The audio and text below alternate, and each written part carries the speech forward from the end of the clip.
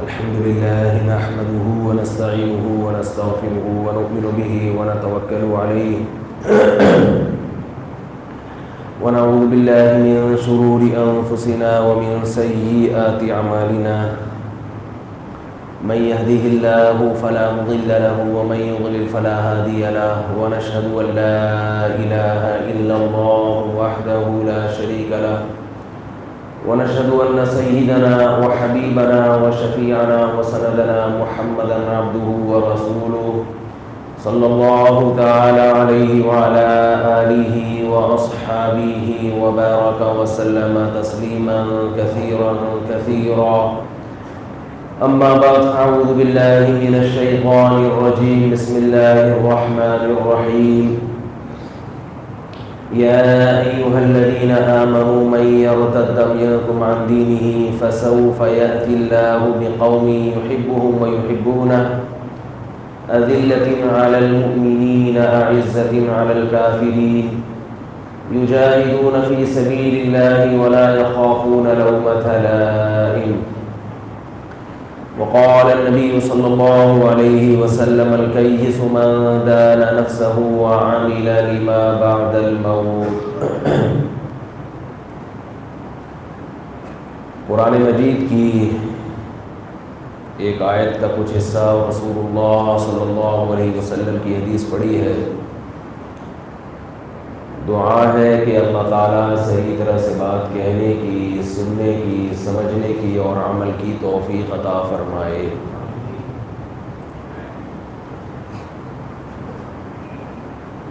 بیان کا جو موضوع ہے اس میں شروع ہونے سے پہلے ایک بات دماغ میں آئی تھی،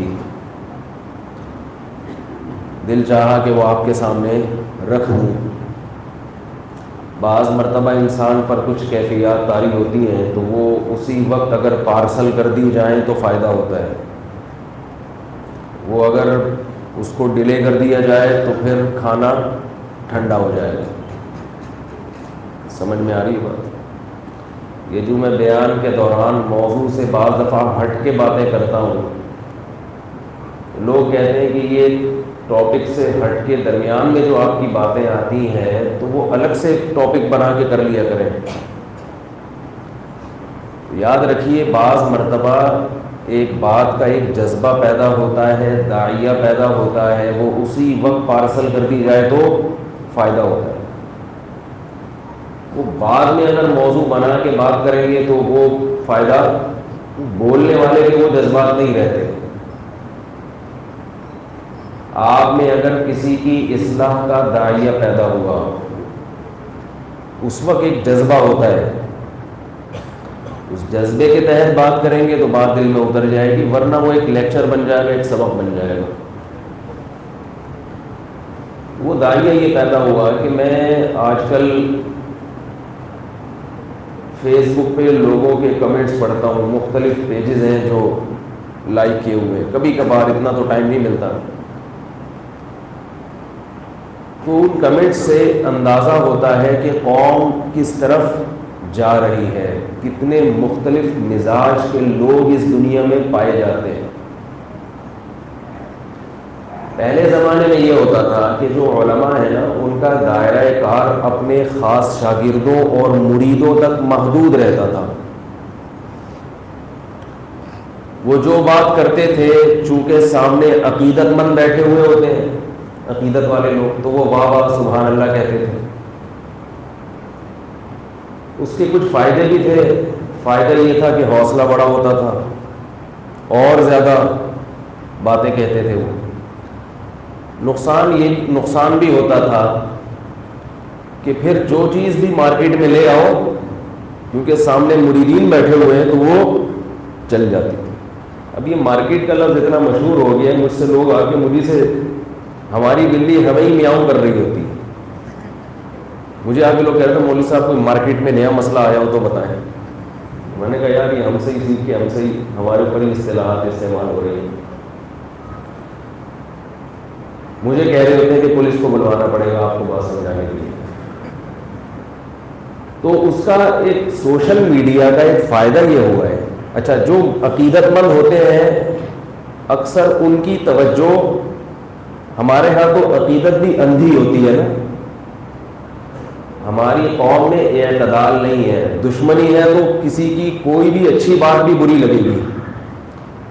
جیسے سیاسی لوگوں کو دیکھ لو نا، سیاسی لوگ جو جماعتیں ہیں ان میں کوئی بھی اچھا کام کرے تو سامنے والی اپوزیشن نے کیا کرنا ہے؟ اس کی مخالفت.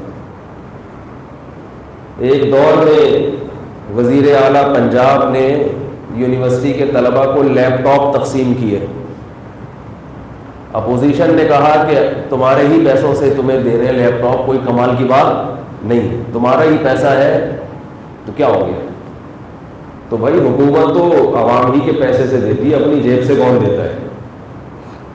تو ایک اچھا کام کیا تھا، چلو لیپ ٹاپ حکومت نے فری میں دے دیا، بے شک حکومت ہی کے پیسوں سے دیا ہو لیکن کچھ تو کیا نا. جو مخالف تھے انہوں نے کیا کہا؟ یہ کون سا اپنی جیب سے دے رہے ہیں؟ تو اب کوئی ان سے پوچھنے والا نہیں ہوتا کہ جب آپ حاکم بنیں گے تو وہ اپنی جیب سے عوام کو فائدہ پہنچائیں گے. لیکن ہماری قوم کا جو ایک مزاج بن چکا ہے کہ میں جس جماعت سے ہوں وہ سب سے اچھی، اس کا جو برا کام ہے وہ بھی اچھا، اور جو میرے مخالف پارٹی ہے اس کا اچھا کام بھی کیا ہے؟ برا ہے. یہی چیز مذہبی حلقوں میں بھی پائی جاتی ہے. آپ کو کسی سے محبت ہے، عقیدت ہے، اچھے لگتے ہیں تو وہ جو مرضی بیٹھ کے ممبر پہ پھینک دیں، سمجھ میں آ رہی ہے؟ جو مرضی پھینک دیں، سامنے پکڑنے والے بیٹھے ہوئے ہوتے ہیں.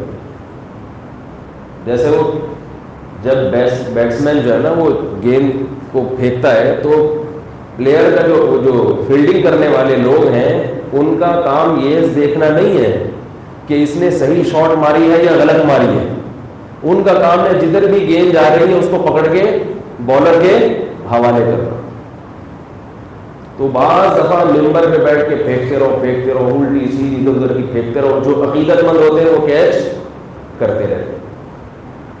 لیکن اب جب سوشل میڈیا کا دور ہے اور بے لاکھ تبصرے شروع ہو گئے ہیں، کیونکہ مولوی صاحب کے سامنے بیٹھ کے تو نہیں کہہ رہے نا مولوی صاحب آپ غلط کہہ رہے ہو، ایک روب بھی ہوتا ہے انسان کا. فیس بک پہ کچھ بھی لکھ دو، کیا خیال ہے؟ چڑھ جاتا ہے. کچھ بھی بول دو، کھلی اجازت ہے، جو مرضی لکھ. میرے جو یہ بیان جاتا ہے نا لائیو، بعض دفعہ میں جا کے لوگوں کے کمنٹس پڑھتا ہوں، اس بیان پہ لوگوں کے کمنٹس کیا آ رہے ہیں. اکثر تو الحمدللہ پازیٹیو ہوتے ہیں لیکن نیگیٹو بھی آ رہے ہوتے ہیں، تو نیگیٹو بھی میں پڑھتا ہوں.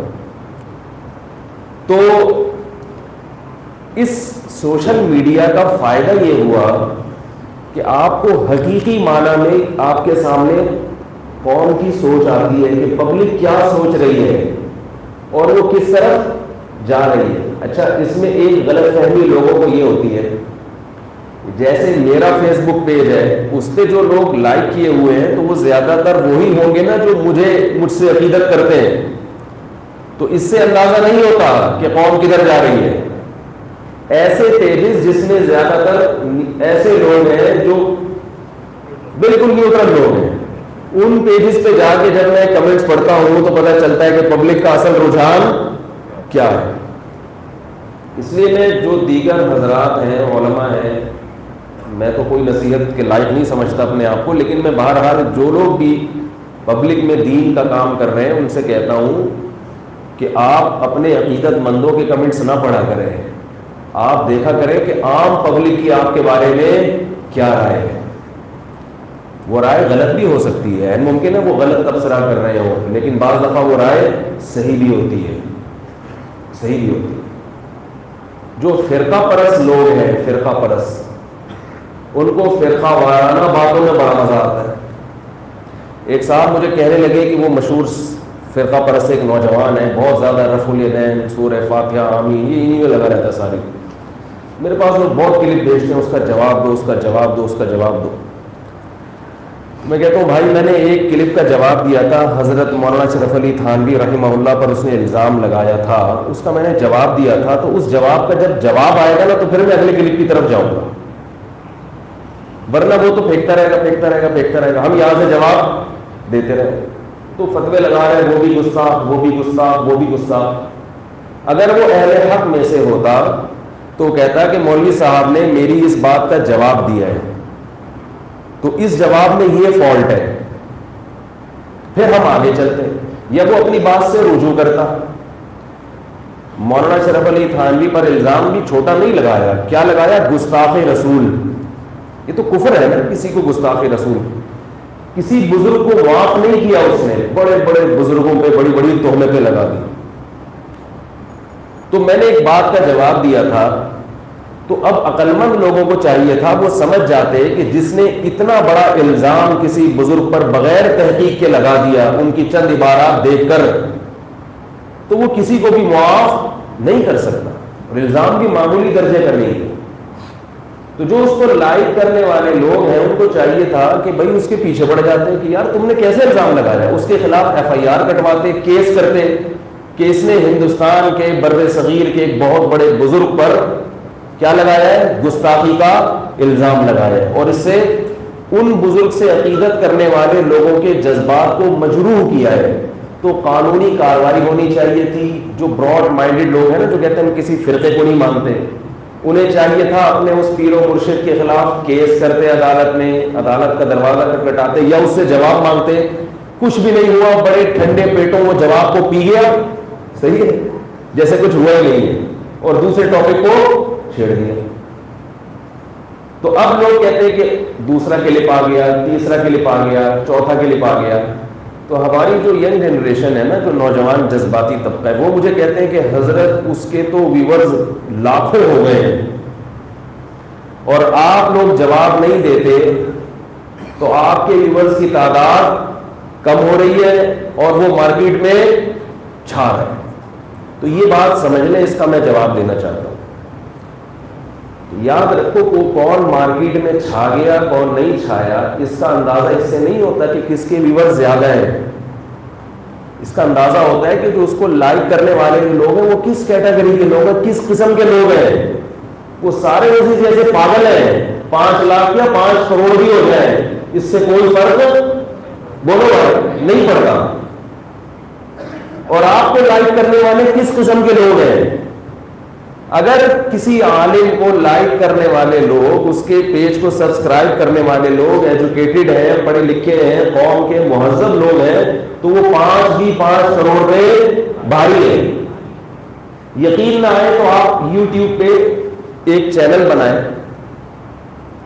اور اس پہ ایک ویڈیو اپلوڈ کریں جس میں قوم کو کوئی اچھی رہنمائی کی گئی ہو کسی اچھے ٹاپک پر، والدین کے حقوق سے متعلق یا بہنوں کی وراثت سے متعلق، بیوی بچوں کے حقوق سے متعلق، حکمران کے حقوق سے متعلق. پھر آپ دیکھیں اس کو سننے والے کتنے لوگ ہیں. اور عنوان بھی یہ دیں، بہنوں کے حقوق، یعنی ان کو لیبل جو لگائیں گے وہ کیا لگائیں گے؟ بہنوں کے حقوق. بہت تھوڑے لوگ ہوں گے جو اس کو سنیں گے، وہ بھی بہنیں ہی سنیں گی، بھائیوں میں سے 2-4 ہی ہوں گے. قوم کی جتنی بہنیں ہیں وہ کیا کریں گی؟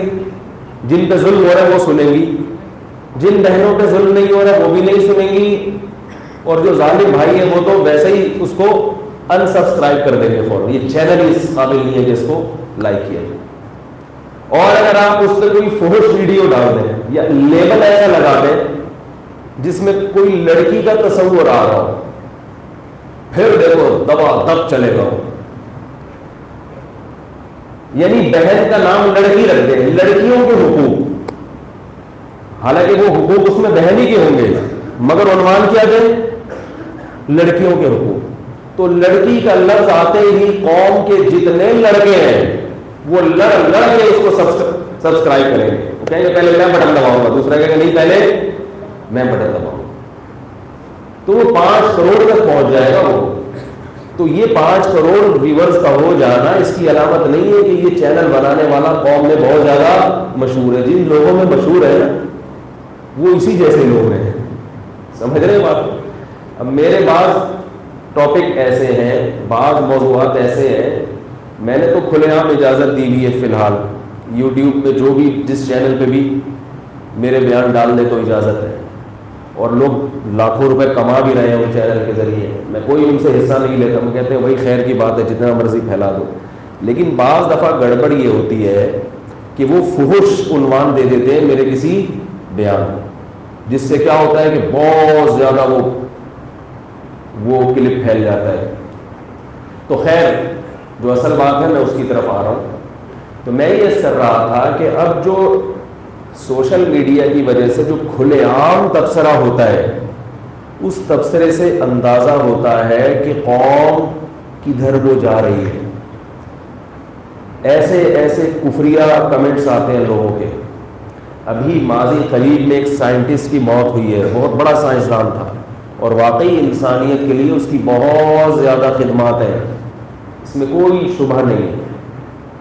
بہت ذہین تھا, میں نے بھی اس کے بارے میں سرچ کیا جو بھی ذرائع تھے. 1974 سے اس کو قومے میں تھا وہ, اور اس نے اپنے دماغ کو کیسے استعمال کیا, اور اس قوم کو بھی سلوٹ ہے کہ انہوں نے اپنے ایک سائنٹسٹ سے بھرپور طریقے سے فائدہ اٹھایا, اس کو تمام سہولتیں مہیا کی.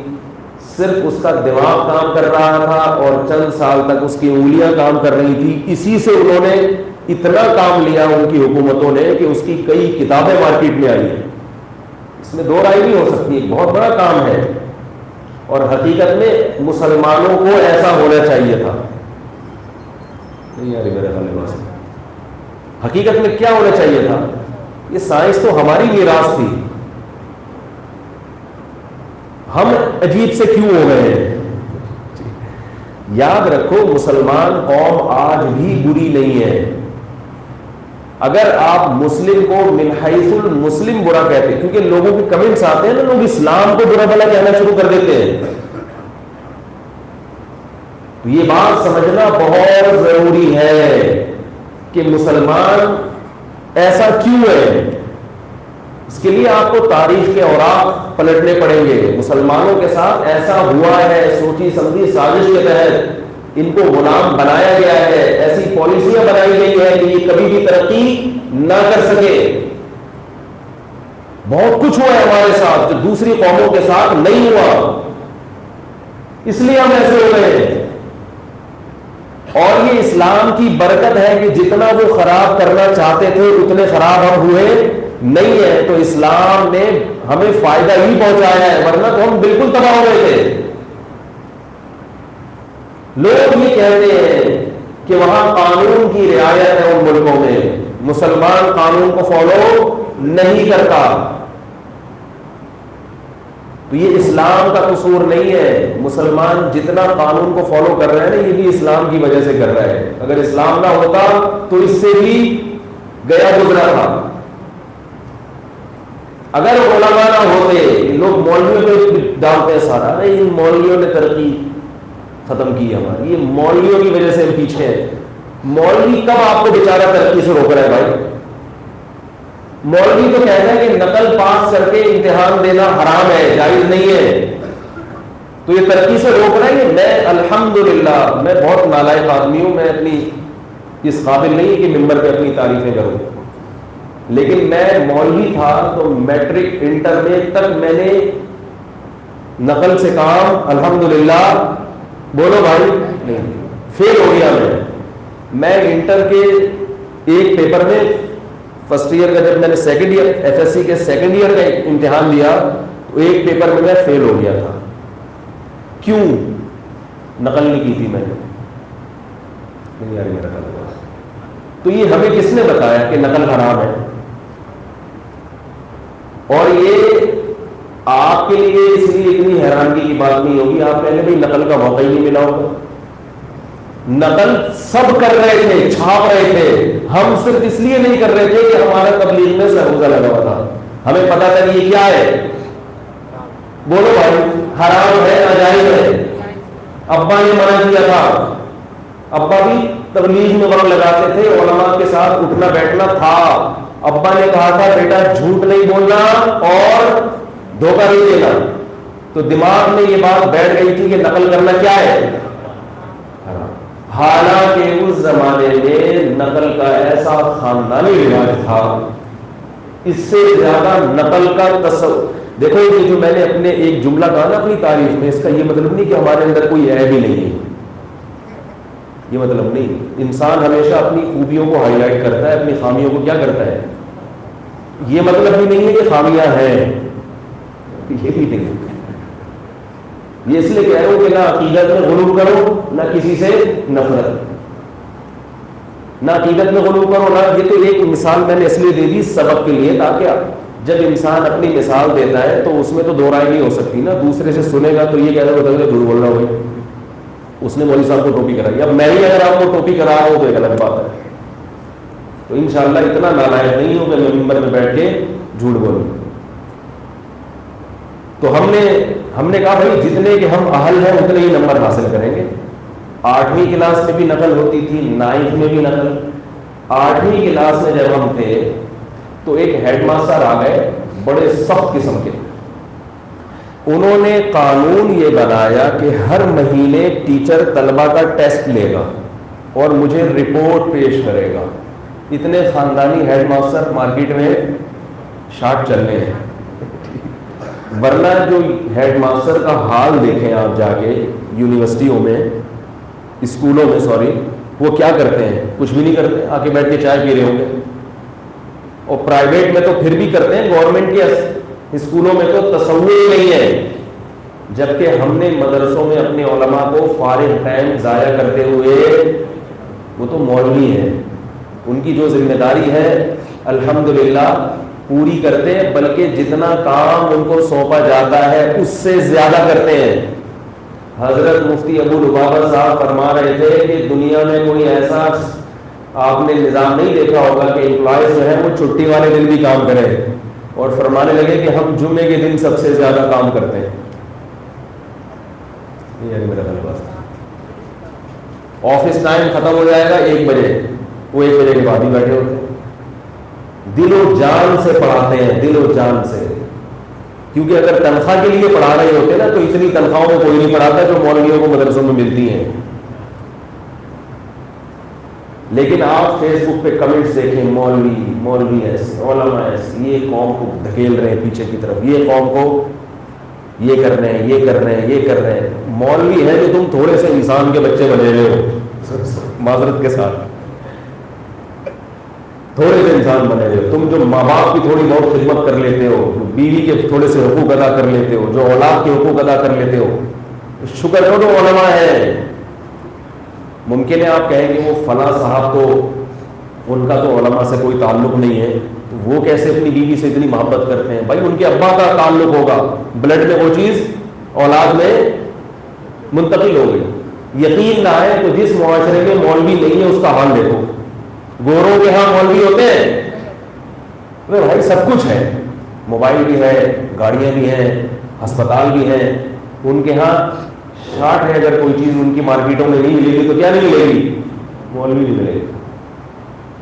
لہذا زنا بھی کرتے ہیں، شراب بھی پیتے ہیں، جوئے بھی کھیلتے ہیں، اور ان تمام چیزوں کو حاصل کرنے کے باوجود دنیا کی ہر چیز ہے مگر سکون نہیں. میں نے آپ کو ایک واقعہ، یہ میں اپنے ہیڈ ماسٹر والا واقعہ کہیں بھول نہ جاؤں، یہ اب پکڑ کے رکھیے. میں نے آپ کو ایک واقعہ بتایا تھا نا کہ ہمارے ایک دوست تھے جرمنی میں، انہوں نے کوئی ویڈیو دکھائی اپنے فیملی کی کہ شادی میں سب کیا کر رہے ہیں؟ ناچ رہے ہیں. تو وہ جرمن کہنے لگا کہ یار یہ شراب کے بغیر اتنا اچھا کیسے ناچ رہے ہیں؟ یعنی ان سب نے کیا پی ہی ہے؟ اس نے کہا کہ نہیں پی ہی تو نہیں ہے. کہا جب پی نہیں ہے تو یہ اتنا خوش کیسے ہیں؟ یعنی ایسے ناچ رہے ہیں، خوش انجوائے کر رہے ہیں لائف کو، تو یہ بغیر پیے اتنا خوش کیسے ہو سکتے ہیں؟ میں نے ان سے کہا کہ ان سے بولو کہ ابھی تو ایک ایسا طبقہ ہے جو بغیر ناچے خوش ہے. ان پر تو آپ کو حیرانگی ہو رہی ہے کہ یہ بغیر پی کے ایسے خوش کیسے ہیں. تو آپ کو آئیے کبھی جرمنی سے پاکستان آئے، ہم آپ کو ایک ایسا طبقہ دکھائیں گے جو بغیر ناچے خوش ہے. یہ مولویوں کا طبقہ ہے جو ناچتا نہیں ہے مگر پھر بھی کیا ہے؟ ایسا خوش و خرم ماشاءاللہ. کوئی اور پھر اس سے بھی آگے ایسا طبقہ ہم آپ کو دکھائیں گے جو بغیر موسیقی سنے خوش رہتا ہے. ورنہ لوگ کہتے ہیں جب تک موسیقی نہ سنے ہمیں سکون نہیں ملتا، بوریت ہوتی ہے. ہمارے ہاں علماء صالحہ کا ایک بہت بڑا طبقہ ہے جو نہ موسیقی سنتا ہے نہ گانے سنتا ہے، پھر بھی الحمدللہ خوش رہے. نہ پی رہا ہے نہ گا رہا ہے نہ ناچ رہا ہے، پھر بھی کیا ہے؟ خوش. تو یہ کس کی وجہ سے ہے؟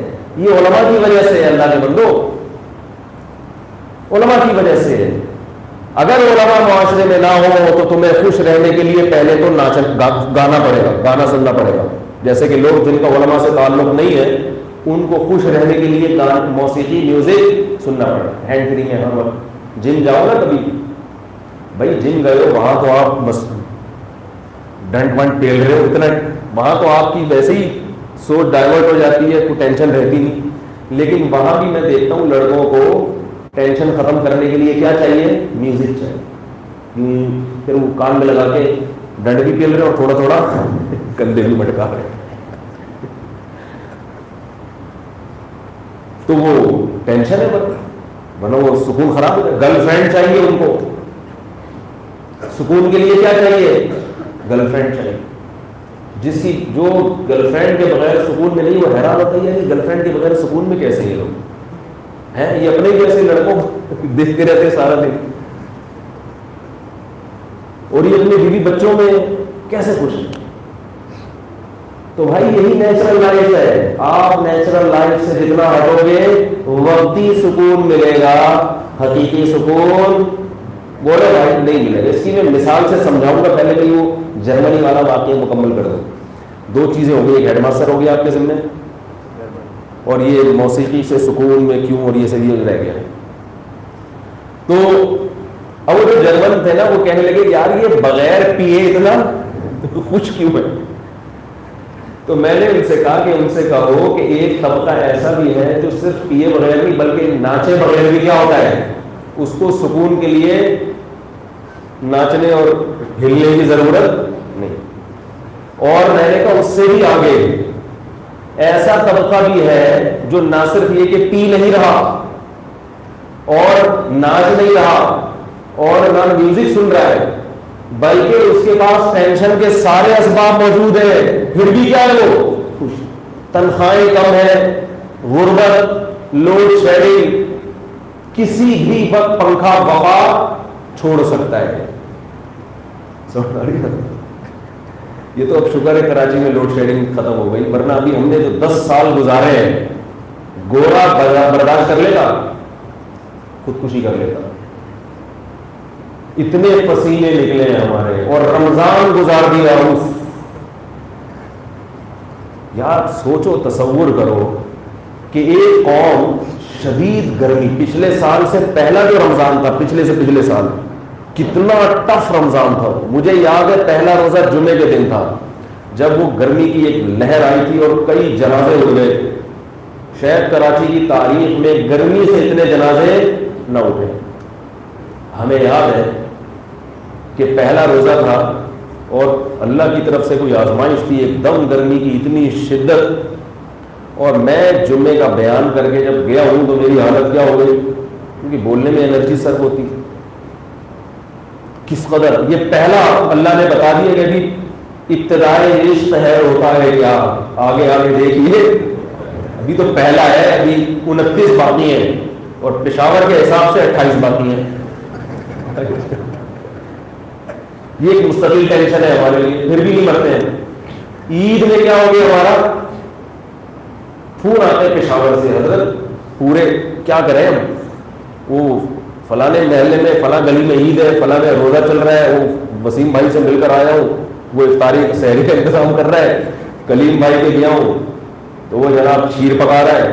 یہ ہو رہا ہے. گورے کے یہاں ایسا ہوتا وہ ہارٹ اٹیک سے مر جاتا، لیکن ہم پھر بھی کیا کرتے ہیں، کیا خیال ہے، ہم خوش ہیں یار، چلو اس محلے میں عید ہے، اس محلے میں روزہ ہے، چلو یار، جہاں اتنے اختلافات ہیں ایک اور سے. تو اب کیا ہے کہ بھائی کیا کہہ رہا تھا میں جی، یہ جو ابھی جو بات کرتے ہیں جرمن والا تو سنا رہا تھا، یہ یہاں بات کیسے آئی. خیر تو میں ہاں رمضان کا میں بتا رہا تھا کہ اللہ نے بتا دیا پہلا روزہ اتنا ٹف ہے، ابھی کتنے باقی ہیں؟ 29۔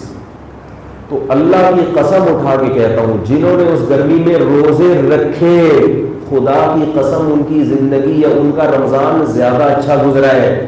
جنہوں نے روزے کھائے ان کا رمضان زیادہ اچھا نہیں گزرا، ان کو سکون نہیں ملا، سکون نہیں ملا۔ ٹھیک ہے پیاس کی ٹینشن، ہمیں یاد ہے اس دن جب کیا ہوا تو اتنی زیادہ شدید گرمی تھی کہ مسئلہ یہ تھا کہ ہمارے یہاں جو گھر تھا اس کی چھت تعمیر ہو رہی تھی، تو اس چھت کی جو گرمی ہے نا وہ ابھی صحیح بنی نہیں تھی، تو وہ اور زیادہ وہ یعنی اوپر چھت بہت زیادہ تپ رہی تھی۔ تو میں عصر کی نماز کے بعد نکلا ہوں اس نیت سے کہ کوئی برف ملے تو ٹھنڈے پانی سے نہائے۔ تو جب برف کی دکان پہ پہنچا تو اتنی لمبی لائن، اور برف والا برف خانے کے اندر بیٹھا ہوا ہے۔ برف والا کہاں بیٹھا ہوا ہے؟ برف خانے کے اندر، وہ لائف کو انجوائے کر رہا ہے۔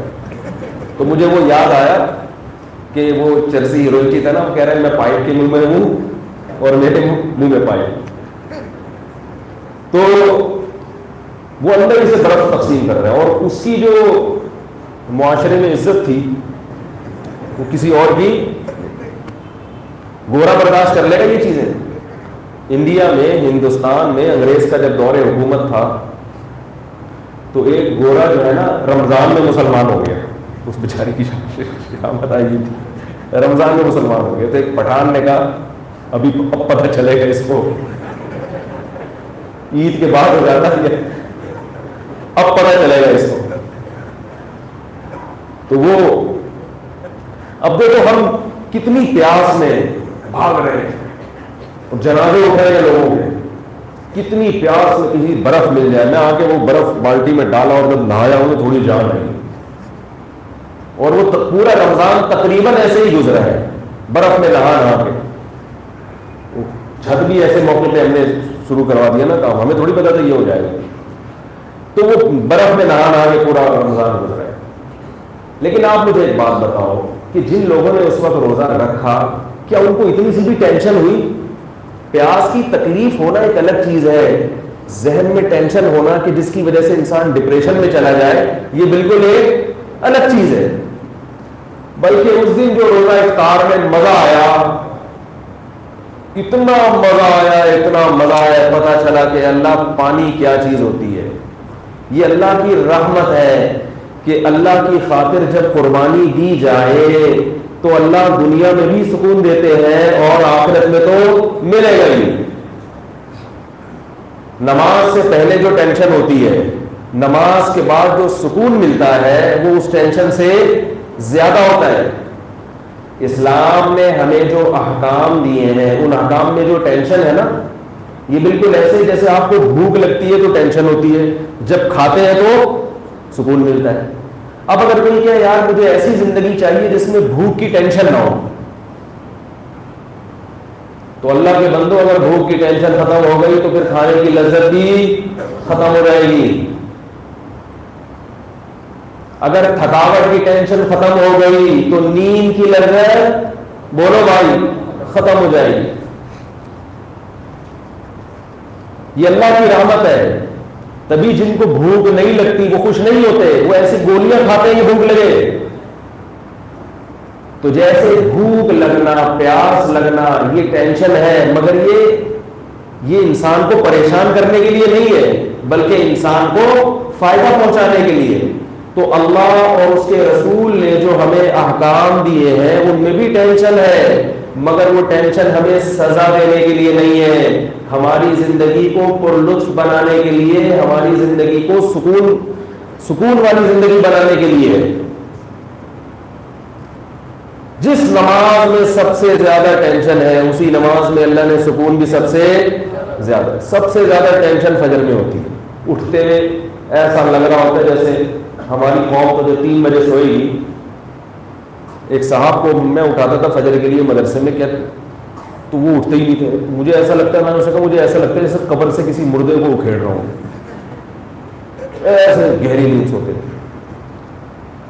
لیکن جتنی گہری نیند چھوڑ کے اٹھو گے نا فجر میں اتنا ہی سکون ملتا ہے, ایسا مزہ آتا ہے, نور برس رہا ہے آسمان سے, ایسا لگتا ہے فجر میں. نبی صلی اللہ علیہ وسلم نے ارشاد فرمایا للصائم فرحتان, روزے دار کے لیے اللہ نے 2 خوشیاں رکھی ہیں. ایک عند الافطار, جب وہ دسترخوان پہ کھانے کے لیے بیٹھا ہوتا. آج سارا دن جگالی کرتے رہتے ہیں, جیسے بکری ہوتی ہے نا منہ چلتا رہتا ہے, کچھ نہیں کھانے کو ملتا تو چینگم ڈال لیتے ہیں منہ میں. کس قدر بے وقوفی ہے, حماقت ہے چینگم چبانا. انسان اچھا لگتا ہے منہ گھماتا ہوا بکریوں کی طرح. میں بہت حیران ہوتا ہوں ان لوگوں پر جو چینگم کھاتے ہیں. تھوڑی دیر کے لیے منہ کو روک لو اللہ کے بندو. صبح پراٹھے چبائے اتنی دیر کھائے ماشاءاللہ, پھر دوپہر کو منہ کو گھمانا پڑے گا, پھر رات کو, تو اب سکون دے دو تھوڑا سا دانتوں. چینگم سے پیٹ تو خراب ہوتا ہی ہے, کیونکہ جب ہم کوئی چیز چباتے ہیں نا تو ہمارا میدا ایک تیزاب چھوڑتا ہے. میدا یہ سمجھتا ہے کہ اب نوالا آنے والا ہے, اس حساب سے ایک تیزاب چھوڑتا ہے اس کو ہضم کرنے کے لیے. تو ایک پورا پروسیس ہے, پھر وہ نوالا اترتا ہے, میدا اس کو ہضم کرتا ہے. جب آپ چینگم چباتے ہیں تو میدا وہ تیزاب چھوڑتا ہے. میدا چینگم کے حساب سے بنا ہی نہیں ہے. میدے کو نہیں پتا ہوتا کہ کوئی ایسا پاگل کی دنیا میں جو خام خام منہ گھما رہا ہو. میدے میں تو ایک خودکار سسٹم اللہ نے لگا دیا نا پیٹ میں, اس کو دماغ تھوڑی دیا سوچنے کے لیے, اس کو تو ایک خودکار سسٹم کے تحت وہ چلتا ہے. جب بھی آپ چبائیں گے تو میدا اپنا کام شروع کر دے گا, ہضم کے لیے تیار ہو جائے گا. اب جب آپ چینگم چبا رہے ہیں میدا اس چکر میں کہ اب یہ نگلنے کی کوئی چیز ہے نہیں, تو میدا وہ تیزاب چھوڑنا شروع کرتا ہے. اور پھر کیا ہوتا ہے, اس کو ملتا کچھ نہیں ہے تو خراب ہو جاتا ہے. بچوں کو بھی چینگم کھلا رہے ہیں اور خود بھی کھا رہے ہیں. یہ بھی بے سکونی کی علامت ہے, کیونکہ جب آپ کی طبیعت میں سکون نہیں ہے تو سکون کے لیے مصنوعی طریقے اختیار کرنے پڑتے. یار کچھ تو منہ میں ہو, چپ بیٹھنے میں, تمیز سے آرام سے بیٹھنے میں سکون ہی نہیں ہے. کچھ نہ کچھ کرنا ہے ان کو, کوئی ڈھنگ کا کام نہ ملے تو الٹے کام شروع کر دیں. یہ بھی پاگل ہونے کی معذرت کے ساتھ ناجائز نہیں ہے, حرام نہیں ہے چینگم کھانا, لیکن بے وقوفی کی بہرحال علامت ہے. یہ اس کی علامت ہے کہ دماغ سیٹنگ پہ نہیں. میدا بھی خراب ہوگا, اور جب الٹے کام کرو گے تو دماغ بھی خراب ہوگا. کیونکہ انسان جب ایک الٹا کام کرتا ہے تو پھر اور بھی اس کی زندگی میں ہر چیز پہ الٹی ہونا شروع ہو جاتی ہے. تو میں یہ کر رہا تھا کہ بے روزگاری میں بھی کیا ہے, جرمنی والوں کو پتہ چلے کہ یہ لوڈ شیڈنگ میں بھی کیسے رہتے ہیں سکون سے. یہ گرمیوں کے پورے مہینے روزے رکھ کے بھی کس طرح رہتے ہیں, سکون سے رہتے ہیں. وہ تو پاگل ہو رہے ہیں. نہ صرف یہ کہ رمضان میں پیتے نہیں ہیں, کھاتے ہی نہیں ہیں, شراب نہیں پیتے, پانی بھی نہیں پیتے. اور کتنی ٹف لائف ہوتی ہے گرمیوں کے روزے میں مسلمان کی. سارا دن بھوکا پیاسا روزہ, اور پھر عشاء کی نماز کے بعد تراویح. ہمارے ایک دوست ہیں ناروے میں 20 یا 22 گھنٹے کا روزہ تھا اس دفعہ رمضان. وہ کہتے تھے 20 گھنٹے کا روزہ رکھتے ہیں, افطاری کرتے ہیں, تھوڑی سی دیر میں عشاء کا وقت ہو جاتا ہے, عشاء وقت پڑھ کے پھر فوراً تراویح کے لیے کھڑے ہو جاتے ہیں. ہمت ہے رہو. لیکن سکون میں ایسے لوگوں کو خودکشی کا خیال ان کو آتا ہے جو اپنی خواہشات کے غلام ہوتے ہیں. کبھی کسی سے عشق چڑھا دیا اپنے اوپر, دماغ کے اوپر, کبھی کسی سے چڑھ گیا عشق, کبھی یہ کر لیا, کبھی بے روزگاری ہو گئی تو ٹینشن, اتنی تنخواہ ہونی چاہیے, اتنی کیوں نہیں ہے میری, مجھے یہ بھی ملنا چاہیے, مجھے یہ بھی ملنا چاہیے, میرے پاس یہ بھی ہونا چاہیے, یہ والا گانا پرانا ہو گیا, نیا گانا کیوں نہیں آ رہا,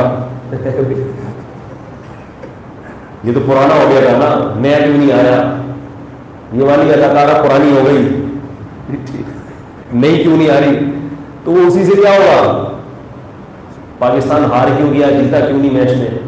اللہ کے بندو, پاکستان عسکری میدان میں الحمدللہ جیت رہا ہے, ضرورت ہی نہیں کرکٹ میں 100 دفعہ بھی ہار گئے. جو میدان ہے نا, میدان مردوں کے لڑنے کا, وہ میدان جنگ ہوتا ہے. کھیل کے میدان میں جیتنا کوئی کمال نہیں ہے, گلی ڈنڈے کھیل کے جیت جانا یہ کمال تھوڑی ہے. میدان میں جو ہے نا, میدان کا جو شیر ہوتا ہے نا, وہ کیا ہوتا ہے, وہ ہوتا ہے شیر. آپ جنگل کے شیر کو گیند بلہ پکڑا دیں, نہیں وہ بیچارہ کچھ نہیں کر سکتا. مقابلہ کرائیں اس کا کسی سے، تو شیر کیا ہوگا؟ بولو بھائی. تو یہ جو کرائٹیریا ہے نا ہار جیت کا، عزت ذلت کا، اس کرائٹیریا کو چینج کریں. سمجھ رہے ہو؟ لوگ کہتے ہیں کہ انڈیا کی فلمیں مشہور ہیں، پاکستان کی فلمیں اتنی مشہور نہیں ہیں. میرے پاس تو ہر قسم کا طبقہ ہے، اور یہ کہتے ہیں یہ کہ فلم انڈسٹری میں بھی تھکے ہوئے لوگ ہیں. میں نے کہا یہ اس لیے تھکے ہوئے ہیں کہ یہ اتنے بے شرم ہو نہیں سکتے جتنے وہ ہیں. ہندوؤں کی بات کر رہا ہوں،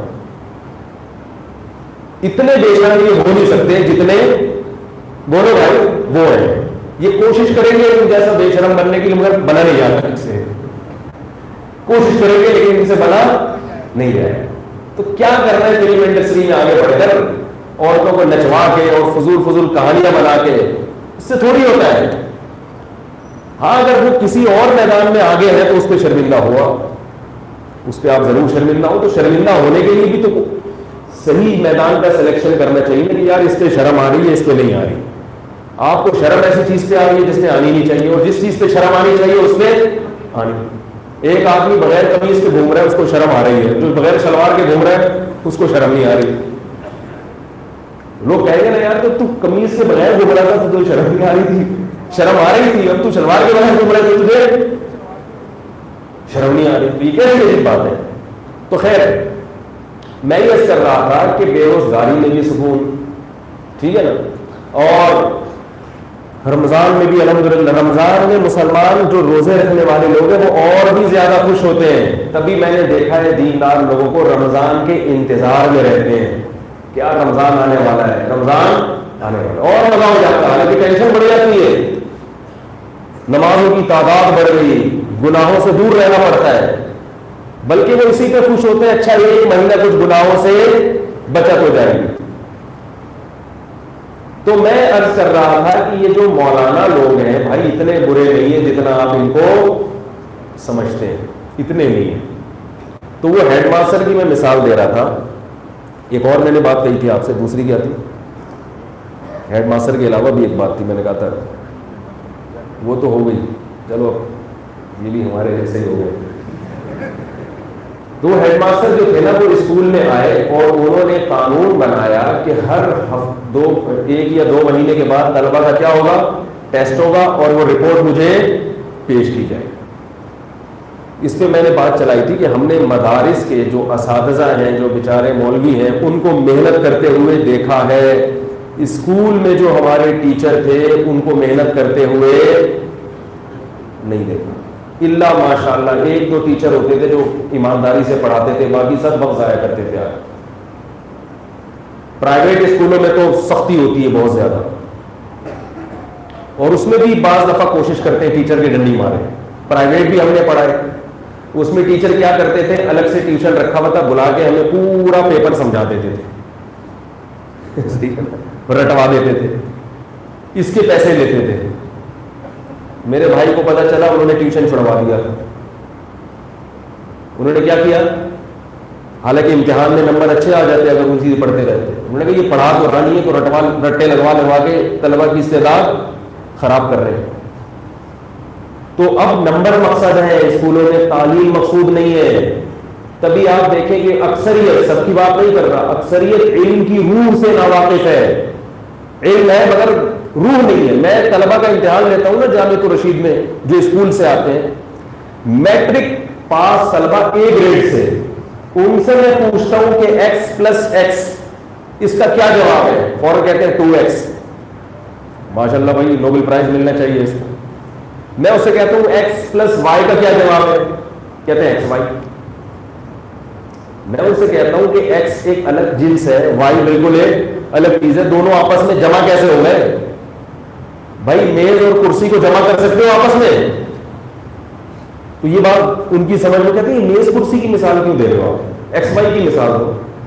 او بھائی ایکس تو ایک مثال ہے نا. نہیں یار یہ سمجھ میں آ رہا. میں جب 9 کلاس میں تھا نا تو ہم فزکس پڑھتے تھے. تو اس فزکس میں کچھ ایکویشن تھی، ایکسیلریٹر، یعنی اس طرح کہتے ہیں اردو میں اس کو، ایکسیلریشن کو، کہ اگر آپ ایک مسلسل اسپیڈ سے چلتے چلے جا رہے ہیں ہم نے تھوڑا پڑھا مگر خاندانی طریقے سے پڑھا, کیونکہ نقل نہیں کرتے تھے نا, اور ایسے ٹیچروں سے ہمارے بھائی نے ہٹوا دیا جو رٹے لگوا رہے تھے. تھوڑا سا پڑھا مگر کیا پڑھا, الحمدللہ خاندانی. تو وہ آپ مثال کے طور پر 90 کلومیٹر فی گھنٹہ کی رفتار سے آپ مسلسل چلے جا رہے ہیں, تو آپ کی جو ایکسیلریشن ہے اس کا ریشو کیا ہے, 0 ہے. یہ بات آج 9 کلاس کے طلبہ کو معلوم, بولو بھائی نہیں, وہ کہہ رہے اتنی اسپیڈ سے جا رہا ہے پھر بھی 0, بھائی بھر دی رہی اسپیڈ.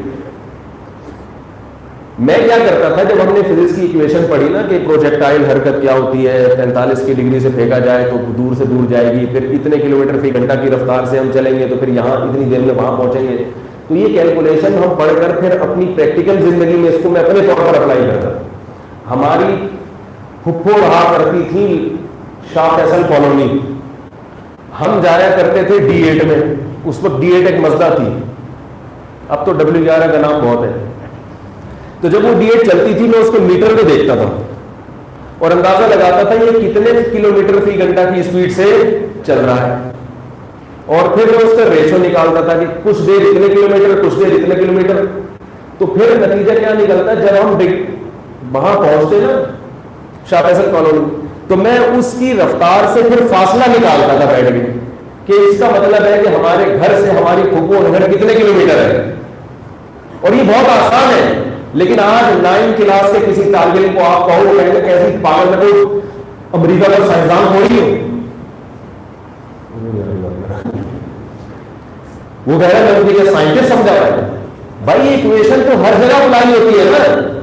اتنی معذرت کے ساتھ سب ایسے نہیں ہے بھائی, اچھے پڑھے لکھے نہیں ہیں, اتنے بیوقوف ہیں وہ سمجھتے ہیں کہ یہ جو فزکس میں فارمولا لکھا ہے نا یہ امتحان میں جو سوال آئے گا نا اس پہ تو اپلائی ہوگا, میری پریکٹیکل لائف سے اس کا کوئی تعلق ہے ہی نہیں.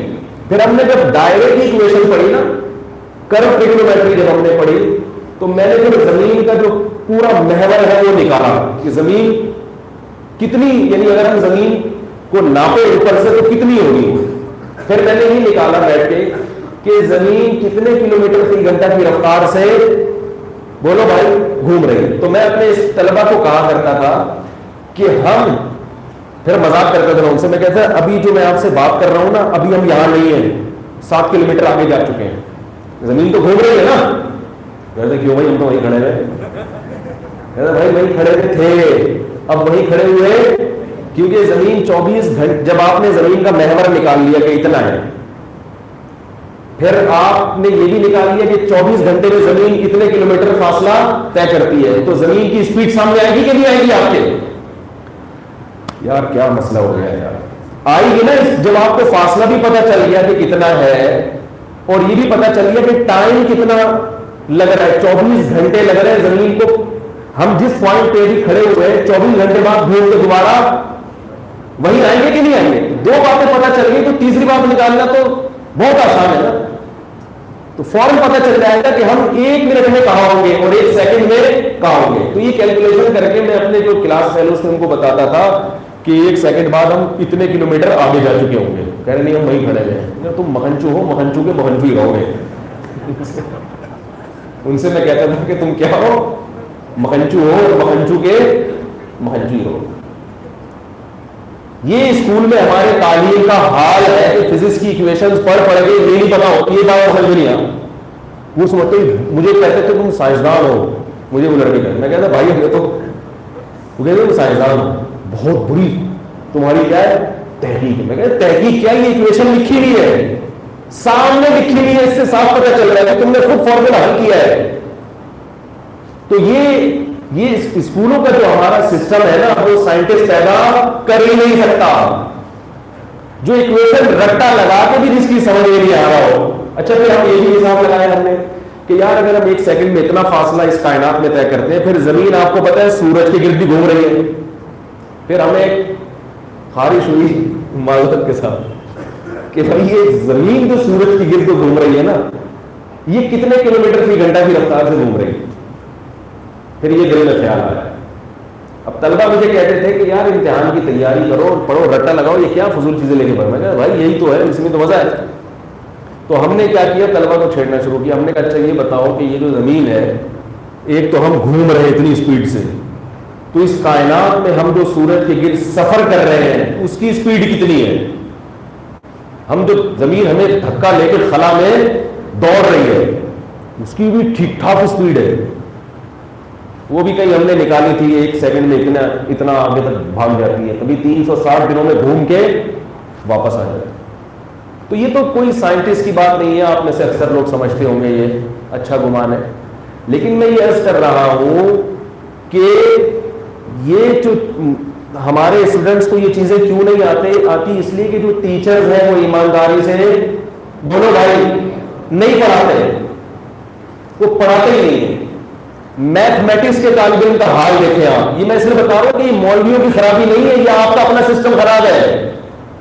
اس سسٹم میں سائنسدان پیدا, اس میں کوئی انسان کا بچہ پیدا ہو جائے یہ بڑی غنیمت ہے. اس پہ شکر ادا کرو کہ کیا پیدا ہو جائے, کیونکہ وہ جب ٹیچروں کو دیکھتا ہے کہ دھاندلیاں کر رہے ہیں تو ٹیچر سے کیا سیکھتا ہے؟ کرپشن سیکھتا ہے. میرے کزن تھے اس دور میں, انہوں نے کیا کیا, ایک ٹیوٹر لگوا لیا. وہ ٹیوٹر آتے تھے بڑے تھری پیس سوٹ میں ٹائی میں ان کو پڑھانے کے لیے, پڑھاتے نہیں تھے, ادھر ادھر جوتے مارتے تھے. وہ کہتے یار آپ پڑھائیں سر پلیز پڑھائیں. انہوں نے کہا کوئی بات نہیں, تمہیں نمبر چاہیے نا, میرے تعلقات ہیں بورڈ میں نمبر مل جائیں گے. یہ بات بہت پرانی ہے, اس وقت 4-5 ہزار کی بڑی ویلیو تھی. مجھے 4,000 روپے دے دو, امتحان میں اچھے نمبر آ جائیں گے, میرے بورڈ میں کیا ہے تعلقات ہیں. اب وہ مرتا کیا نہ کرتا, انہوں نے پیسے دے دیے. جس دن پیسے دیے ٹیوٹر مارکیٹ سے کیا ہو گئے, آج تک نہیں ملے. وہ اس واقعے کو 20-25 سال ہو گئے ہوں گے, آج تک وہ نہیں ملے.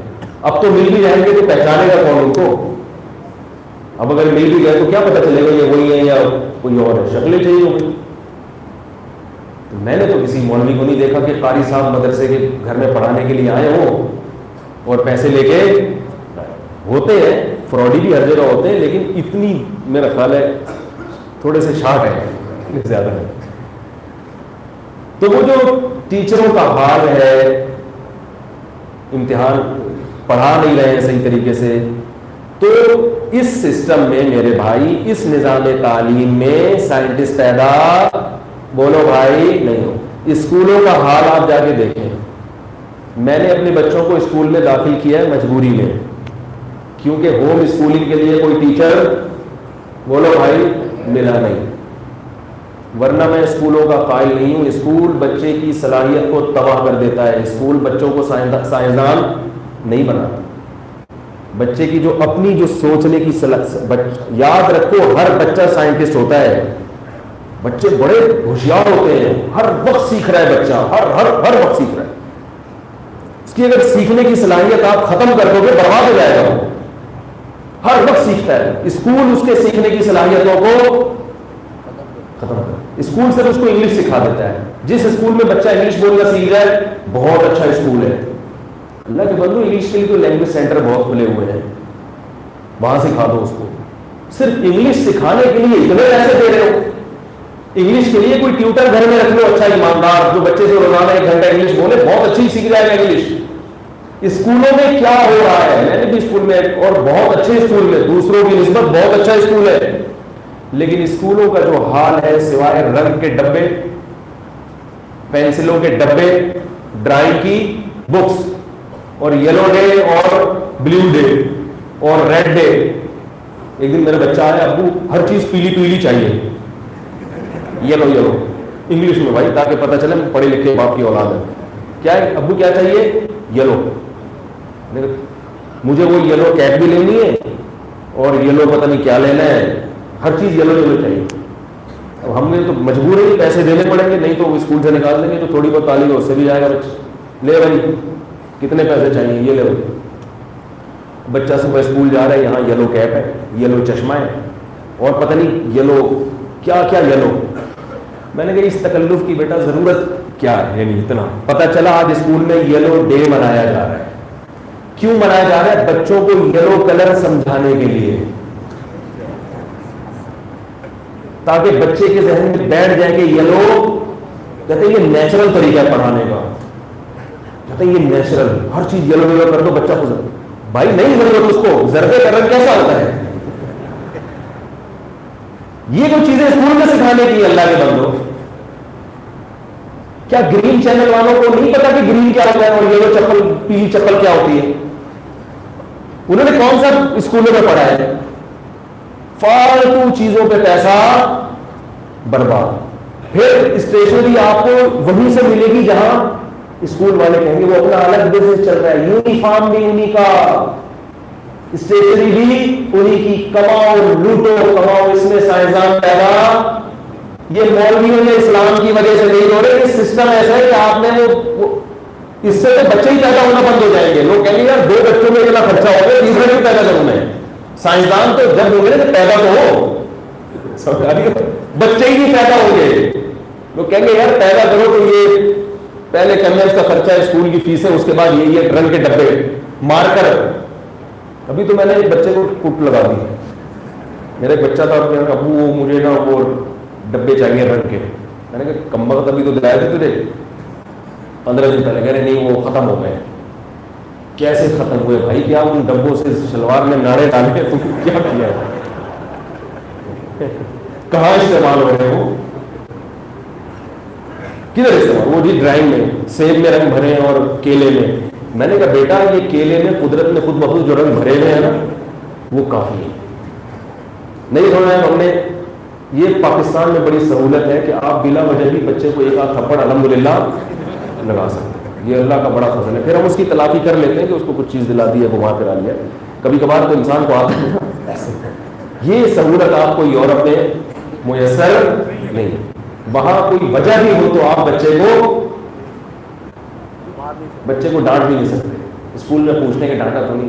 تو الحمدللہ پاکستان میں ہماری بیویاں بھی ہماری اور ہمارے بچے بھی ہماری. بڑی سہولت ہے. یہ سہولت یورپ امریکہ والوں کو, ان کی بیویاں بھی بیویاں ہیں جب تک وہ بیوی اپنے آپ کو آپ کی بیوی سمجھتی ہے. جس دن اس کا میٹر گھوما تو آپ اس کی بیوی بن جاؤ گے, وہ آپ کی شوہر بن جائے گی. 2 منٹ بھی نہیں لگتے. تھوڑی سی آپ نے آنکھیں دکھائی اور بیوی کا میٹر شارٹ ہو گیا, تو آج سے پھر آپ اس کی بیوی ہیں اور وہ آپ کی کیا ہے؟ شوہر ہے. بالکل ایسا. اسی طرح بچہ جب تک اچھا سلوک چل رہا ہے بچہ ہے. ذرا سا آپ نے ٹیڑھی آنکھیں دکھائی تو آپ بیٹے ہیں اور بچہ کیا ہے؟ آپ کا باپ ہے. آج سے وہ آپ کا ابا ہے اور آپ اس کے کیا ہیں؟ اولاد. یہ اللہ کا بڑا فضل ہے. یہ سہولت کہاں میسر ہے؟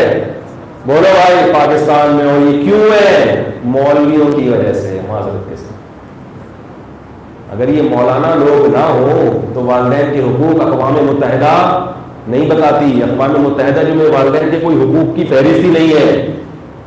وہ تو ہیومن رائٹس کے قائل ہیں کہ ہر شخص آزاد ہے. ابا کیا ہوتا ہے؟ اماں کیا ہوتی ہے؟ ابا اماں کا نام ہے, پال پوس کے بڑا کر کے اس کے پیسے ملیں گے, باقی نہیں. کوئی ختم, ذمہ داری ختم.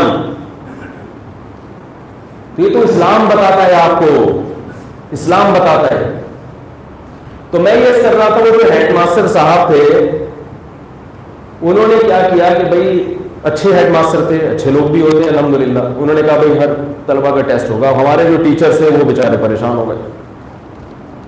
انہوں نے کیا کیا کہ ٹیچر نے ہمیں کتابیں پکڑا دی کہ نقل کر کے یہ ٹیسٹ ہے, یہ سب کھلے عام وہی لو حل کرو اس کو شاباش.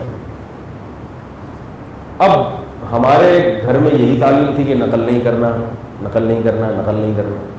اب مجھے بڑا عجیب لگا. میں نے کہا یہ تو خود نقل کروا رہے. حالانکہ ایسے موقع پہ تو شاید جائز بھی ہو کہ بھائی جب ٹیچر نے پڑھایا ہی نہیں ہے تو. اب میں نے کہا اگر میں نقل نہیں کروں گا تو بالکل معاملہ خراب ہو جائے گا, اور اگر نقل کروں گا تو جو کام کبھی نہیں کیا ہوتا نا وہ کرتے ہوئے انسان کو پہلی دفعہ بہرحال دل خراب ہوتا ہے. گناہ جب کرتا ہے نا پہلی بار دل خراب ہوتا ہے, اس کے بعد ضمیر کیا ہو جاتا ہے؟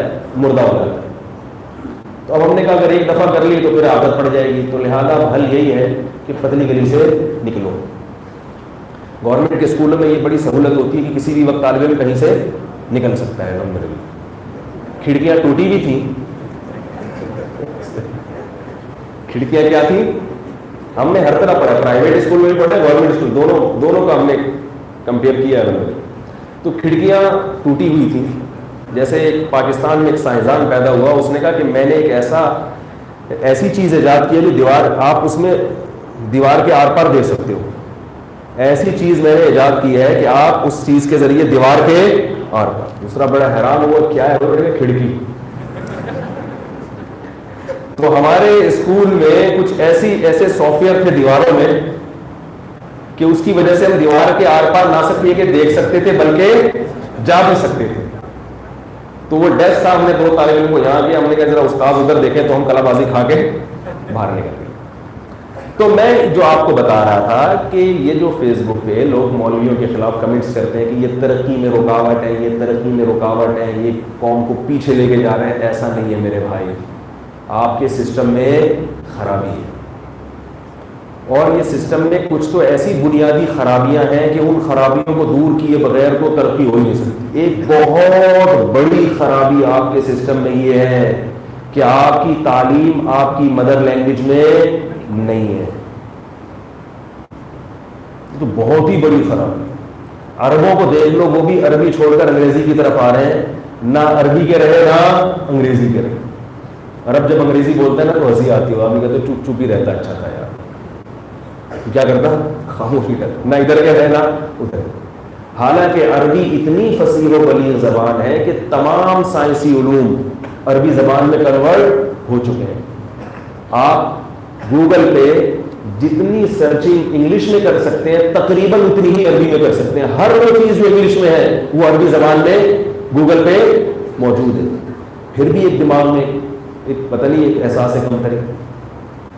تو اپنی زبان کے بارے میں احساس کمتری اتنا زیادہ ہو گیا ہے کہ ہمارے حکمران جب بیرون ملک سفر کرتے ہیں تو کوئی یورپ کا صدر ہوگا, چائنا کا صدر ہوگا, وہ اپنی زبان میں بات کر رہا ہوگا اور یہ انگلش بولنے کی ناکام کوشش بولو بھائی کر رہے ہو. اللہ کے بندو, چلو کسی انگریز سے بات ہوتی تو آپ کہتے چلو میں انگلش میں بات کروں گا. اول تو وہاں بھی ضرورت نہیں ہے, جب آپ کے ترجمان موجود ہیں تو آپ کو کیا ضرورت ہے اردو انگلش میں بات کرنے کی. مختلف ملکوں کے صدر آپس میں جب ملتے ہیں تو ایک دوسرے کی زبانیں تھوڑی سیکھتے ہیں, وہ اپنی زبان میں بات کرتے ہیں اور ترجمان اس بات کو منتقل کر دیتا ہے. یہ تو ہم ہر دور میں ہوتا ہے. نبی صلی اللہ علیہ وسلم ہم کلام ہوتے تھے دوسرے لوگوں سے, تو ترجمان, ہاں ترجمان ایسے پیدا کرنے چاہیے. اب آپ یہ دیکھو کہ ہمارے حکمران چائنا کے صدر سے بات کر رہے ہیں, وہ اپنا چنگ پونگ لگا رہے ہیں, مگر ان کو اردو میں بات نہیں کرنا, یہ انگلش میں ٹوٹی پھوٹی سیکھ کے جا رہے ہیں, رٹا لگا کے جا رہے ہیں. ایسے موقع پہ تو آپ کو اگر آتی بھی ہو تو آپ بات نہ کریں. آپ کہیں کہ جب یہ اپنی زبان پہ فخر کر رہا ہے تو ہم اپنی اردو جیسی خوبصورت زبان پہ فخر, اردو کی خوبصورتی اور اردو کی تعریف پر تو پوری کتاب لکھی جا سکتی ہے. زبانوں میں فرق ہوتا ہے. اردو تو بہت ہی خوبصورت زبان ہے. یہ بڑے بڑے محلات میں, یہ جو بادشاہوں کے درباروں میں یہ زبان وجود میں آئی ہے. زبان جس قوم میں بنتی ہے نا اس قوم کے اثرات آتے ہیں اس زبان میں. اگر کوئی ایسی پس قوم ہے اس میں ایک زبان وجود میں آئی ہے تو اس کے الفاظ میں بھی وہی کرفتگی ہوگی. اور ایک قوم اگر اپر لیول پہ ایک زبان وجود میں آ رہی ہے تو پھر اس کے اچھے اثرات بھی اس زبان میں ٹرانسفر ہوتے ہیں. تو اب آپ یہ دیکھو کہ چائنیز جو ہمارے یہاں آ رہے ہیں کراچی میں, پاکستان میں, تو گورنمنٹ ادارے کھول رہی ہے چائنیز زبان سکھانے کے لیے. وہ آ رہے ہیں ہمارے ملک میں, ان کی اپنی ضرورت ہے, تو ہونا یہ چاہیے کہ ان کو اردو سکھانے کے لیے, ارے بھائی تم ہمارے ملک میں آ رہے ہو تو تم ہماری زبان سیکھو نا, ہم پوری قوم کو تھوڑی تمہاری زبان سکھا سکتے ہیں. لیکن احساس کمتری دیکھو, ہم کیا کر رہے ہیں, ان کی زبان سیکھ رہے ہیں تاکہ ان کو ہم سے ڈیلنگ میں پرابلم نہ ہو. وہ بھی کہتے ہیں بڑے خوش ہیں کہ یار تم سے بڑا بیوقوف دنیا میں کوئی ہے ہی نہیں. ضرورت ہمیں ہے, سفر کر کے ہم آ رہے ہیں تو ہمیں ضرورت ہے. جیسے آپ امریکہ جائیں گے تو آپ امریکیوں کو اردو سکھاؤ گے یا آپ انگریزی سیکھو گے؟ بھائی آپ کو اس قوم میں رہنا تو آپ ان کی زبان سیکھو گے.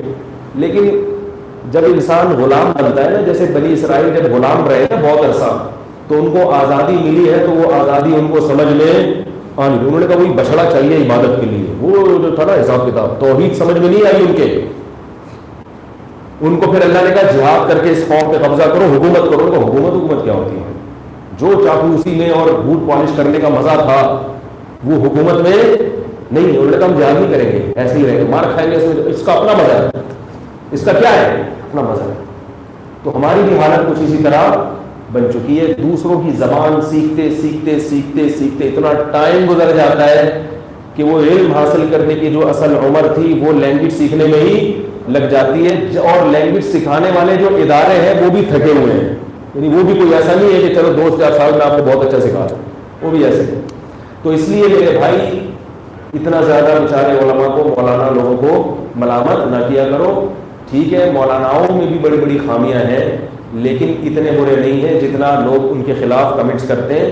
مولوی بیچارہ ترقی میں ذرہ برابر بھی رکاوٹ, بولو بھائی, نہیں ہے, ذرہ برابر بھی رکاوٹ نہیں ہے. وہ یہ آپ کا اپنا سسٹم ہے, نظام ہے آپ کا, اور شاید اس نظام سے ہمارے حکمران نہ تو نکلنا چاہ رہے ہیں, نہ قوم چاہ رہی ہے کہ ہم اس سسٹم سے نکلیں. قوم کہہ رہی ہے کہ جو وہاں کا کلچر ہے بس اسی کو اڈاپٹ کرو, حالانکہ ہمارا کلچر ان سے بہت زیادہ اچھا ہے. آج میرا ارادہ کسی اور ٹاپک پر بات کا تھا, لیکن میں نے بتایا کہ جو بات دل میں آئے اس کو پارسل بولو بھائی کر دینا چاہیے. اور آخری بات یہ بہت اہم بات کہ دیکھو یہ اللہ کا شکر ادا کیا کریں کہ اس زمانے میں اللہ نے آپ کا علماء سے اور مذہب سے رشتہ جوڑ کے رکھا ہوا ہے. ورنہ مذہب کے خلاف جو پروپیگنڈا سوشل میڈیا پہ ہو رہا ہے وہ اتنا خطرناک ہے کہ جن لوگوں کا علماء سے تعلق نہیں ہے وہ اس سیلاب میں بہہ گئے ہیں, اور جو ایک دفعہ بہہ گیا اس کے لیے واپسی کا دروازہ تقریباً ختم. میرے پاس جو لوگ آتے ہیں ایسے ایسے اشکالات اسلام پہ کرتے ہیں, میں جب ان کو جواب دیتا ہوں, حالانکہ وہ مان جاتے ہیں کہ دلائل کی دنیا میں یہ جواب بالکل صحیح ہے, مگر پھر بھی وہ لائن پہ نہیں آتے, کیونکہ شیطان ایک دفعہ غلط راستے پہ چلا دیتا ہے ان کو.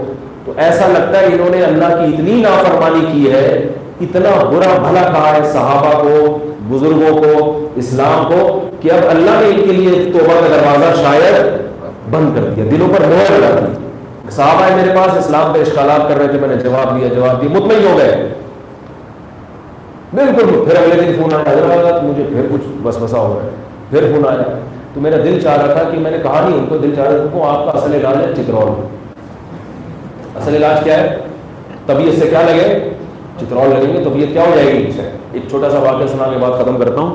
مولانا شرف علی تھانوی رحمہ اللہ تعالیٰ کے پاس ایک شخص آیا کہ مجھے کسی خاتون سے عشق ہو گیا ہے. کیا ہو گیا ہے؟ عشق ہو گیا, اور آپ مجھے وہ دلا دیں. لوگ آتے ہیں نا مجھے دلا دیں. حکیم الامہ نے کہا بھائی میں کہاں سے دلا دوں تجھے, تو ایسا ہے کہ تم نکاح کا پیغام بھیجو, اگر قبول ہو جائے تو ٹھیک ہے, اور میں بھی دعا کرتا ہوں. اس طرح کے مجھے پورے الفاظ یاد نہیں ہیں. اور اگر وہاں قبول نہیں ہوتا تو پھر یہ عشق کی جو بیماری ہے, جو دل جل رہا ہے, اس کا علاج میرے پاس الحمدللہ ہے, اس کا علاج. تو وہ ٹرائی ماری, ہوئی نہیں شادی. تو پھر آیا کہہ رہے یار میرا دل بہت چل رہا ہے.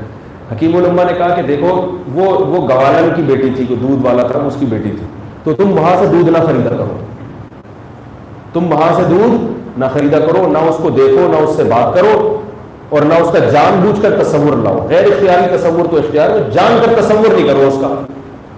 تو وہ کہنے لگا کہ حکیم الامہ نے کہا یہ چند باتوں پر عمل کرو, علاج پھر اس کے بعد, یہ تو پرہیز ہے, ان چیزوں سے پرہیز کرو, پھر میں ایک علاج بتاؤں گا تو اس کا عشق انشاءاللہ دل سے نکل جائے گا. بھائی طبیب کے پاس آئے ہو نا علاج کرانے کے, عشق نکالنا ہے, دل کی جو کیفیت ہے وہ خراب ہے, دل پریشان ہے, تو وہ پریشانی انشاءاللہ ختم ہو جائے گی. تو آ جاؤ یہ کرو. اس نے کہا یہ تو نہیں ہو سکتا. اس نے کہا مجھے تو دودھ نہیں چاہیے ہوتا, پھر بھی میں دودھ خریدنے چلا جاتا ہوں وہاں پہ. دودھ کی مجھے ضرورت نہیں ہوتی, میں اس کے گھر ویسے دودھ خریدنے جاتا ہوں. یہ والا علاج مجھ سے نہیں ہوگا. حکیم الامہ نے لگایا ایک کھینچ کے جھاپڑ. پہلے زمانے میں علماء کا بڑا روب تھا, لوگ ادب کرتے تھے. اب تو آپ اس سے تمیز سے چلیں تو وہ چلے گا, تھوڑا سا ٹیڑھی آگے دکھائیں وہ 4 آگے دکھاتا ہے, آپ سب ادب تمیز ایک طرف رہ گئی. ایک لگایا جھاپڑ کھینچ, اتنا زوردار تماچا تھا, وہ چیختا ہوا بھاگا. اگلے دن آیا کہہ رہا ہے ختم مش صاحب, کہہ رہا ہے صاحب ایک لگا رہا ہے جھاپڑ, بالکل پھر غائب ہو گئے. کہہ رہا ہے ایسا دماغ گھوما ہے, طبیعت کیا ہو گئی. تو ہر چیز کا علاج دلیل نہیں ہوتی یار, جھاپڑ بھی بہت ساری چیزوں کا. تو وہ جب میں نے ان کے اشکالات کے جواب دیے, پھر بھی ان کو کوئی یہ پھر اشکال, میں نے کہا نہیں, کہ ہم تو جھاپڑ لگانا تو دور کی بات, ہم تو کہیں گے تو وہ ناراض ہو جائیں گے. لیکن اصل علاج یہی ہے کہ آپ کو پڑھنے چاہیے टाइट किस्म के झापड़, जब चित्रौल लगेंगे सारे जरासीम मर जाएंगे, तबीयत क्या हो जाएगी, बिल्कुल फिट फाट चेक। तो हकीम उलमा ने उस तमाचे का नाम रखा करामाती तमाचा। उसका नाम क्या रखा, करामाती थप्पड़। एक थप्पड़ लगेगा और फिट फाट। तो इसलिए जो इश्क के केसेस मेरे पास भी आते हैं ना, मेरे पास भी लड़के आते रहते हैं, खवातीन की भी फलाने से इश्क हो गया, फलाने से इश्क हो गया, तो फिर ये जहन में रख के आया करो कि इसके इलाज में झापड़ भी लग सकता है। करामाती थप्पड़ ठा करके लगेगा, सब इश्क क्या हो जाएगा, 1 मिनट में इंशाल्लाह खत्म हो जाएगा। तो ये मार बड़ी अल्लाह की नेमत है, बाप की मार औलाद के लिए। तो ये भी इसकी बड़ी, माँ बेटी की जब टुकाई लगाती है तो बहुत फ़ायदा होता है उसमें। इसलिए बेटियों को चाहिए अम्मा के थप्पड़ शौक से खाया करें। अल्लाह ताला हम सबको समझने की, अमल की तौफीक अता फरमाए। और अलैना इल्लल बलाग। भाई एक ऐलान सुन ले, अगले जुम्मे में यहाँ नहीं होगा, एबटाबाद में मेरा बयान है। अगले जुम्मे मेरा बयान यहाँ, इतवार को होगा इंशाल्लाह, अगले जुम्मे नहीं होगा। और अभी नमाज के बाद निकाह है।